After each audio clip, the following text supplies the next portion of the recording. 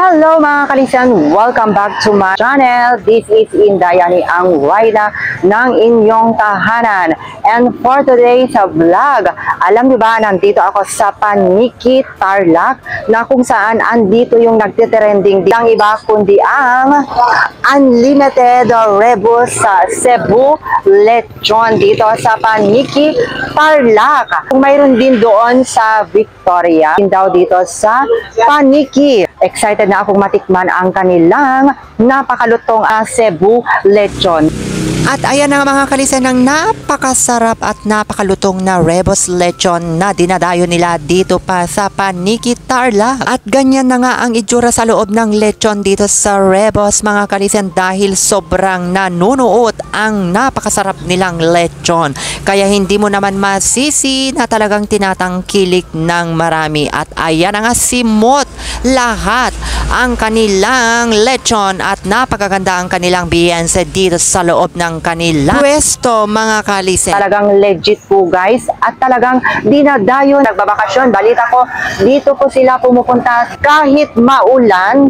Talaga nga naman dinayo namin dito. Malapit lang po dito sa Paniki Public Market. At kung bago ka pa lang sa aking YouTube channel at Facebook page, huwag kalimutang mag-subscribe at i-hit na rin the notification bell to update you more videos. At napakadali nyong hanapin itong Rebus Lechon mga kalisan dahil beside lang po ng Paniki Public Market mismo. At ayan yung kanilang mga price list na talaga naman swak sa inyong Kaya budget. tara na mga kalise. Isa sa mga pinagkakatiwalaang empleyado dito sa Rebus Lechon. Pangalan mo? Ella po. Ella. Matagal ka na ba dito? 2 months. 2 months. Ano pa lang? Baguhan. So, ano naman ang masasabi mo dito sa pinagtatrabahuan? Mababait po sila and yung mga pagkain po is super sarap po. So, punta na po kayo dito sa Rebus Lechon sa tapat lang po ng Paniki Public Market. So, ano naman yung masasabi mo sa mga kabataan? Ilang taon ka na? 24. Oh, take note mga kalisan, 24 years old pero nagsisumikap na po siyang magtrabaho para sa kanyang pamilya. So, ano ang masasabi mo sa mga katulad mong kabataan? Ang masasabi ko po is, syempre kapag pagkatapos nyo na pong mag-aral, so hindi naman po basta-basta madaling maghanap ng trabaho. So, kung masipag ka naman po, pwede ka naman po mag-working student. Yun So, lang po. graduating ka na. Wow, congratulations, God bless. Oo, more opportunity to come. At may boyfriend ka na ba? Meron, oo. Hindi bale kasi at normal life lang sa pagiging kabataan. Pero, sana unahin mo muna yung pamilya at magtrabaho para rin sa magandang kinabukasan. So ano naman ang masasabi mo sa iyong boss? Na talaga nga naman very, siya guys, sa loob, nag-aasikaso rin siya talaga. Yung masasabi ko po is super, po sila, hardworking and super bait po na amo. At saka hindi naman po ako iba sa kanila kasi kamag-anak ko. Kamag-anak mo sila. Well, really good. So, thank you so much, Ella mga kalisen. Thank you so much for your time. Thank you. So, ayan mga kalisan, kasama natin yung isa sa mga empleyado dito sa Rebus Lechon. Ano oras kayo nagbubukas? 7 a.m. 7 a.m. Monday to? Hindi po, Friday, Saturday, tsaka Sunday. Friday, Saturday, at saka Sunday lang kayo nagbubukas. Weekends lang. Oh, tapos hanggang anong oras magbubukas? Alas 7 hanggang 12 noon. Saka depende po kung maubos. Kapag naubos po agad sa sarap. Pero ano yung pinaka sobrang mabenta? Mabenta po. Sa party po ng... Oo, itong lechonan Sa nyo. may belly party. Sa may belly part. Yung araw na mabenta dito, maraming nagdadaing. Sunday. So, itong Rebus Lechon, recommended for birthday party or ano? Kapag birthday po, kapag may 5 na... Parang 5 po kayo, tapos may isang birthday celebrant. Free po yung isa. Pag mag-aani. Lalo na sa mga senior, katulad ni Madam Grasilda kanina. Katulad ni Madam Grasilda, mga kalisen, free siya kanina. So, pwede rin yung mga, kahit anong gathering dito sa inyo, tumatanggap kayo. Birthday po. Birthday lang. Hindi, Kahit anong okasyon, basta So, eto lang yung inyong pwesto hanggang doon sa likod.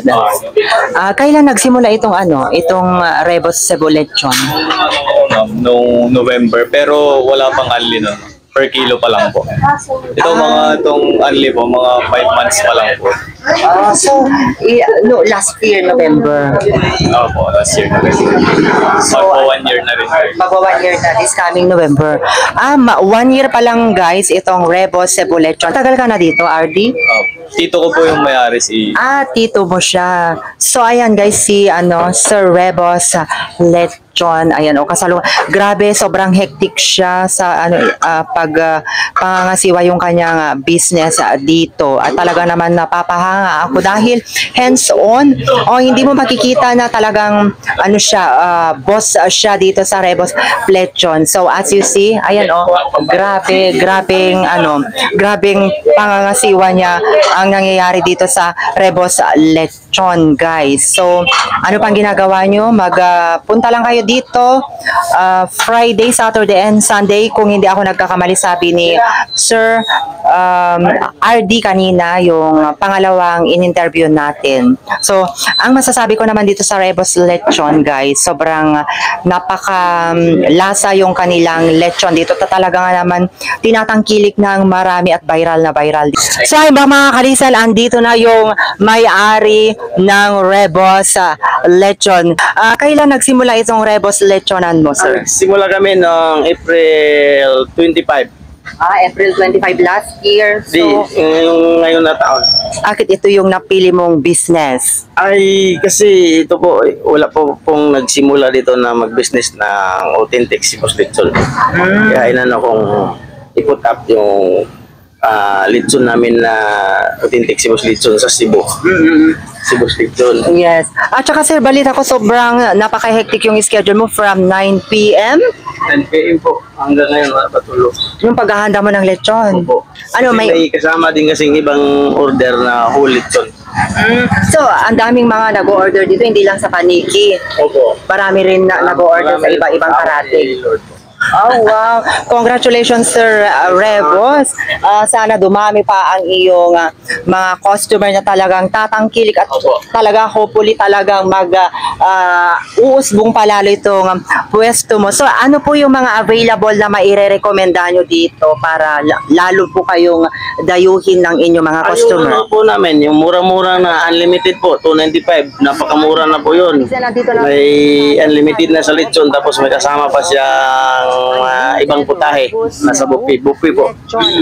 At saka syempre ang nag-highlight sa akin yung dinuguan mo, sobrang sarap kasi yung last na pumunta ako hindi ko natikman. Thank you so much Sir Rebos sa Paunlak sa pag-feature ang inyong business dito na Cebu Lechon by Rebos dito sa Paniki, Tarlac City. Ayan, so meron pa akong ibibigay po sa inyo as a souvenir dahil kasama ko kayo sa pagbablog. Ay, dito rin. Ayan. Thank you so much. With Kabesh Vlog, mga kalise. Ayan. Tsaka si Madam. Ayan. Thank you so much. So, ayan guys, Rebos Lechon, officially naka-listeners natin. Yung mga... Yes po, ayan po. Unofficially Honey Vlog, YouTube at saka Facebook page. Ayan po. Thank you, Sir Rebos. Bye! Bye! Ayan yan po guys.